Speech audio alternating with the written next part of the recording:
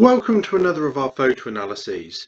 Now we chose a short list of photos from the National Army Museum that we offer to our patrons on Patreon to select which photo they want to choose for us to look in detail. Now the first one was the machine gun troop of the 4th Duke of Cambridgeshire's own Hodson's Horse there in 1938. Then we looked at a Vickers machine gun team marching past a working party in September 1916. This was my particular favourite actually. Some great detail in here. We then looked at a section layout, some more great detail, another India related machine gun section in 1940. This one got a lot of likes on Facebook in terms of when we promoted this. So, Auxiliary Territorial Service women checking out Vickers machine guns, actually American M1915 Colt-made Vickers machine guns there at the Central Ordnance Depot, Weedon. And then a post-war photo, which are always some of our favourites, of Vickers machine guns training on the firing range. You can just see the Director number 9 in the background as well there. So how did the poll do? Well, there we go, look. 4 chose the machine gun troop of the Duke of Cambridgeshire's own Hodson's Horse. That was the most successful. The only 3 chose that, my favourite, the Working Party. Only 1 looked at that section related equipment, which actually would have been quite interesting from a kit perspective. 3 wanted us to study the ATS and the Colt M1915s, and nobody wanted us to study the firing range in 1960. So let's go to the National Army Museum website and see what they've got to say about this photo. So this is the National Army Museum's page on it, and giving us a little bit more information, showing that taken in India in 1938, dismounted cavalry sowars of Hodson's Horse using rangefinders while in the background their colleagues opened fire with Vickers machine guns. In 1938, the regiment was stationed at Loralai in Baluchistan. And it's one of a series of 31 photos that they've got there. Out of copyright, part of their study collection, really interesting. So let's open up the photo and take a closer look at what we can tell you about particularly the Vickers machine guns and the equipment shown within it. Firstly though, a quick signpost. We've obviously not come across the Hodson's Horse before. It's a really interesting little unit that we'd probably like to do a bit more delving into, but that's out of the scope of this video. We've had to resort to Wikipedia for some basic information.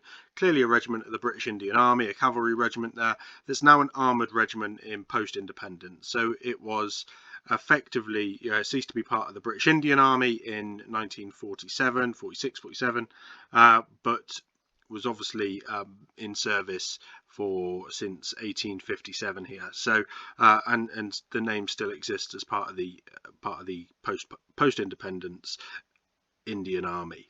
So go and have a look, do your own research. Let us know what you find as well. We'll certainly be looking up this unit and adding more information on the website in the future. So what can we tell you from the photo? We've got 1 and 2 rangefinders in the photo there, and then this chap seems to be the section commander. How do we know that? Well, he's armed with a pistol, and he also is holding the slide rule in his hand. So this is the longer sort of the duralinium, I think, is the type of metal there. But he's holding that slide rule in his hand, and he's also, this web case here is the web case for that slide rule. So it's a really interesting little bit of kit. We'll show you, we'll perhaps put some photos up on Instagram to go with this of the example in our collection. We've got a little bit on the website about that already as well. So the rangefinders, the rangefinder instrument, and the range takers themselves, you should be familiar with now if you're familiar with our videos, because we've been doing the training on those. But these are the bar and stroud number 2 rangefinders. These look like Mark IIIs. With the straps there.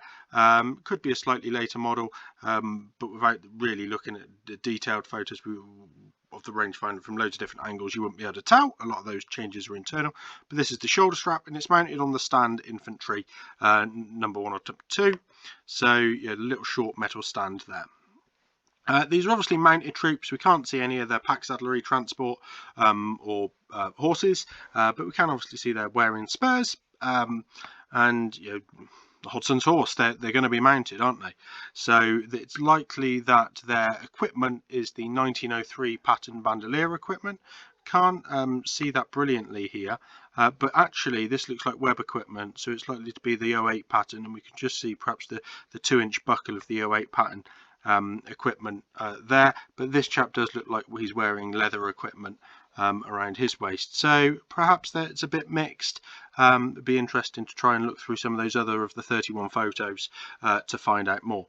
But yeah, they've got their breeches and their puttees tied there. It's interesting. I think this is the sort of cavalry system of tying the puttees, so that actually you put the tapes around the base, around the ankle, so that they don't wear when in the saddle. If you put the tapes and tie them up in this area, they're more likely to become undone or cause additional friction to the saddle and the horse. So they're tied around the ankle as opposed to around the top of the calf.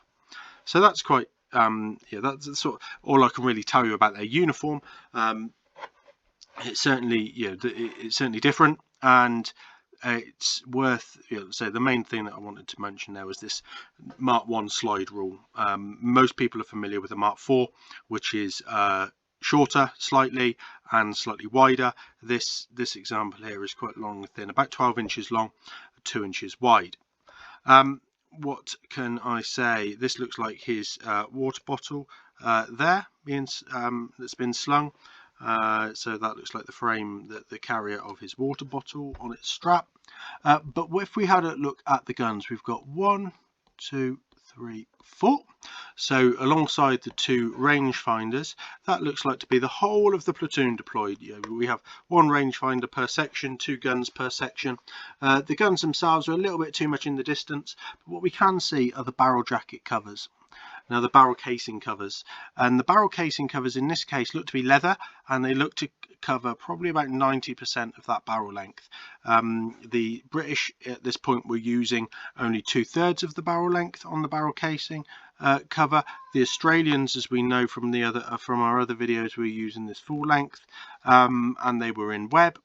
But the Indian pattern is this leather case covering it. Now we can just see just see that they're using strip type ammunition belts. You can just see the strips on those.